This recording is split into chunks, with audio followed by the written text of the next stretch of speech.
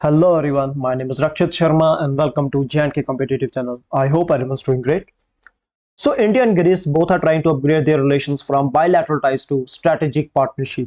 तो आखिर ये strategic partnership होती क्या है और इस strategic partnership का significance क्या है, ये इंडिया के लिए किस तरीके से प्रॉफिट ला रही है और ये ग्रीस के लिए क्या मायने रखती है, इस सब के बारे में हम आगे पढ़ने वाले हैं। तो फर्स्ट ऑफ ऑल अगर मैप में देखा जाए तो ये हमारा इंडिया है और ये हमारा अरेबियन सी हो गया। तो हमें ग्रीस की तरफ जाना तो हम अरेबियन सी से होकर गुजरते हैं।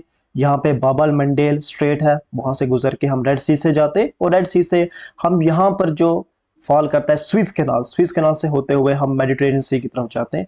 और आप यहाँ पे देख सकते हो ये कौन सी सी होगी, मेडिटेरेनियन सी हो गई है। और मेडिटेरेनियन सी के नॉर्थ में क्या फॉल करता है, मेडिटेरेनियन सी के नॉर्थ में फॉल करता है ग्रीस। और Greece at the same time ये यूरोप हो गया और यूरोप के साथ कनेक्ट करता है फ्रॉम साउथ ग्रीस। तो इसका मतलब क्या होगा, अगर हमें ग्रीस तक का एक्सेस मिल जाता है, यहाँ के पोर्ट्स का एक्सेस मिल जाता है, तो हम क्या कर सकते हैं, ट्रेड कर सकते हैं कि यूरोप के साथ आराम से ट्रेड कर सकते हैं। हम at the same time African north African countries के साथ हम ट्रेड कर सकते हैं। और अगर हम यहीं से मेडिटेरेनियन सी को आगे चलते जाएं, स्ट्रेट ऑफ जिब्राल्टर से अगर बाहर चले जाएं, तो हम यहाँ से जाके नॉर्थ अमेरिका और साउथ अमेरिका से भी हम क्या कर सकते हैं, ट्रेड कर सकते हैं। तो ये हमें एक ट्रेड रूट सही मिल जाएगा।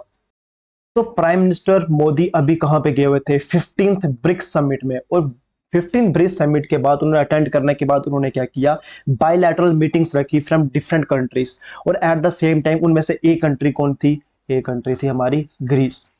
और ग्रीस में जब वो गए तो उन्होंने वहां पे श्रद्धांजलि दी। कहां पर श्रद्धांजलि दी, उन्होंने the tomb of the unknown soldiers. और ये टॉम्ब किसके लिए बनाई है, उन सोल्जर्स के लिए जो डिफरेंट वॉर्स के दौरान मारे गए हैं, जिनकी शव बरामद नहीं हुए, जिनके बारे में हमें पता नहीं चला कि वो कहां चले गए, वो हिस्ट्री में दफन हो गए। उनके लिए ये टॉम्ब बनाई है, उनकी श्रद्धांजलि देने के लिए। एक तरीके से आप बोल सकते हो कि एक बलिदान स्तंभ बनाया गया उनके लिए, ताकि उनको रिस्पेक्ट पे की जा सके।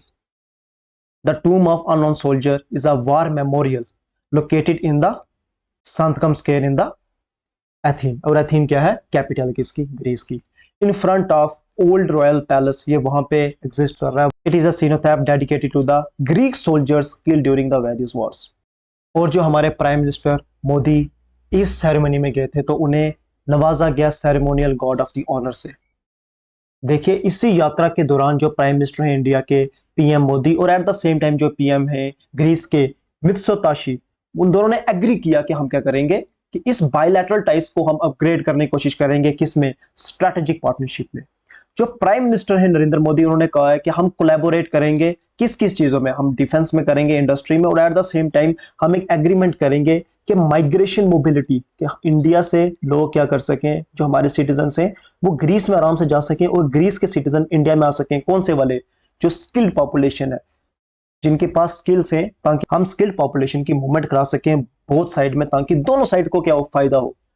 We will strengthen our strategic partnership by expanding our cooperation किस किस फील्ड में, डिफेंस और security, infrastructure, agriculture, education, new and emerging technology and skill and development. इन सब चीजों में हम क्या करेंगे, स्ट्रेटेजिक पार्टनरशिप करेंगे। देखिए, as a part of the planning to have a migration mobility agreement, Mr. Modi said both sides will promote cultural and academic exchange between educational institutes and increase people to people contact। देखिए जब हम क्या करेंगे, mobility increase करेंगे, Greece के लोग यहाँ पर आएंगे, यहाँ के लोग ग्रीस के साथ क्या करेंगे, कॉन्टैक्ट इंक्रीज करेंगे। कि जब पीपल टू पीपल इंटरेक्शन होगा from Greece and from India, तो हमारे कल्चर टाइज बढ़ेंगे। एट द सेम टाइम जो हमारे एकेडमिक एक्सचेंज हो गया, उससे इंटेलेक्चुअल पूल हमारा बढ़ेगा। तो इससे दोनों कंट्री को क्या होने वाला है, फायदा होने वाला है। Mister Mitsotakis reminded that the last prime minister, उन्होंने याद दिलाया कि जो लास्ट प्राइम मिनिस्टर इंडिया से गए थे, देखिए 1983 में इंडिया का लास्ट प्राइम मिनिस्टर ग्रीस में गए थे, और वो कौन थे, श्री इंदिरा गांधी जी। ठीक है, तो उन्होंने एक स्टेटमेंट भी दी है उनके प्राइम मिनिस्टर ने बोला कि today the most populous and the largest democracy on the planet is hosted by the first democracy on the earth. तो फर्स्ट डेमोक्रेसी कौन थी, ग्रीस को माना जाता है कि फर्स्ट डेमोक्रेसी थी। और वो कह रहे हैं कि जो मोस्ट पॉपुलस इस टाइम इंडिया है, जिसकी सबसे ज्यादा क्या है पॉपुलेशन, और at the same time India को सबसे लार्जेस्ट डेमोक्रेसी कहा जाता है। तो उन्होंने कहा है कि जो फर्स्ट डेमोक्रेसी अगर अर्थ में कोई आई है, वो कहां पर आई है, ग्रीस में आई है। और वो किसको होस्ट कर रही है इस टाइम, वर्ल्ड की लार्जेस्ट डेमोक्रेसी को। और प्राइम मिनिस्टर मित्सोताकिस ने कहा कि इस टाइम हमें कंसर्न है कहां पे, ईस्टर्न मेडिटेरेनियन रीजन, क्योंकि अभी हमने जो पढ़ा था, जो ग्रीस है वो कहां पे है, मेडिटेरेनियन सी के नॉर्थ में फॉल करता है। तो उनको कहाँ से प्रॉब्लम आ रही है? उनको प्रॉब्लम आ रही है ईस्टर्न मेडिटेरियन रीजन की तरफ से। एंड इंडो पैसिफिक की उन्हें बात की, क्योंकि इंडिया को कहाँ पे प्रॉब्लम आ रही है? इंडो पैसिफिक रीजन में। तो उन्हें इन दोनों रीजन के बारे में बात की है कि यहाँ पे क्या है, हमारे कुछ नेबर्स हैं, जैसे उनका कौन सा नेबर हो गया? उनका नेबर हो गया टर्की, और हमारा नेबर हो गया चाइना, जिससे हमें क्या हो रहा है, कुछ कंसर्न्स आ रहे हैं कि हम फ्रीली नेविगेट नहीं कर पा रहे। We agree that we will fully commit to the objective of the maintaining maritime security to our commitment to the international laws and to the convention of sea। देखो UN clause के हिसाब से चलेंगे। देखिए यूएन क्लॉज क्या करता है? UN clause आपकी बाउंड्री जो होती है, मैरीटाइम बाउंड्री होती है, उसको सेट करने में हेल्प करता है, और कंट्रीज को उसके अबाइड करना पड़ता है, और कुछ कंट्रीज उससे अबाइड नहीं करती हैं, तो उससे प्रॉब्लम और कंसर्न रेज होते हैं। A critical issue given by the common knowledge that the concern both the east Mediterranean and Indo Pacific region. देखिए अभी हमने बात कर चुके हैं, जो ईस्टर्न मेडिटेरेनियन रीजन है, टर्की वाला रीजन, वो किसको तंग कर रहे हैं? उनसे प्रॉब्लम किसको आ रही है? उनको ग्रीस को प्रॉब्लम आ रही है टर्की से, और at the same time India को किससे आ रही है? इंडिया को आ रही है इंडो पैसिफिक रीजन में। और सिर्फ इंडिया को ही नहीं आ रही है, काफी कंट्रीज को आ रही है, जिसकी वजह से जो हमारा नेविगेशन है वो फ्रीली नहीं हो पा रहा है। और उसका रीजन कौन है? China. The comment showed that the Greek leader found a common thread। एक देखिए एक सिंपल कॉमन थ्रेड है, क्यों? क्योंकि दोनों को नेविगेशन में प्रॉब्लम आ सकती है।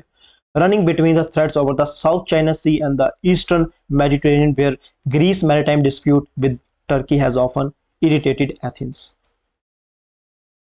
और वहां के प्राइम मिनिस्टर ने एक और बात की, उन्होंने कहा कि देखिए जो मिस्टर मोदी हैं वो रिकॉग्नाइज करते हैं कि हमारा पोटेंशियल क्या ग्रीस का, एज अ एंट्री पॉइंट। देखो एंट्री पॉइंट है, क्यों? क्योंकि मैंने अभी आपसे पूरा आपको मैप में दिखाया है कि जो मेडिटेरियन रीजन से हम पहुंच रहे हैं कहां पर? ग्रीस में। तो अगर हम ग्रीस में अगर आराम से पहुंच जाएं तो हमें एक्सेस मिल जाएगा पूरी की पूरी यूरोप मार्केट का, for Indian companies into the Europe. Given its location and our historical close ties, I see Greece as an important economic, logistic, and strategic gateway for India into the Europe Union and Eastern European region in general। और देखिए अगर India को वहां पे access मिल जाता तो हमें economic, logistic और स्ट्रेटेजिक गेटवे मिल जाएगा यूरोपियन यूनियन के अंदर जाने का। देखिए जो ग्रीक की प्रेसिडेंट है कैटरीना सकीनारोपोलो, उन्होंने प्राइम मिनिस्टर को नवाजा है किससे? Grand cross of the order of the honour. और देखिए जो ओलंपिक है, जो इतना ज्यादा मशहूर है, जो हर 4 साल बाद आता है, और लोगों की, एथलीट्स की, सभी की नजरें इसमें होती हैं। ये कहाँ से, इसकी बर्थ प्लेस कौन सी है? इसकी बर्थ प्लेस है ग्रीस से, ये वहां से शुरू हुआ है। और इस टाइम ग्रेट पॉपुलैरिटी, ऑब्वियस सी बात है, इसकी पॉपुलैरिटी किसमें होगी? यंगस्टर्स में बहुत ज्यादा होगी।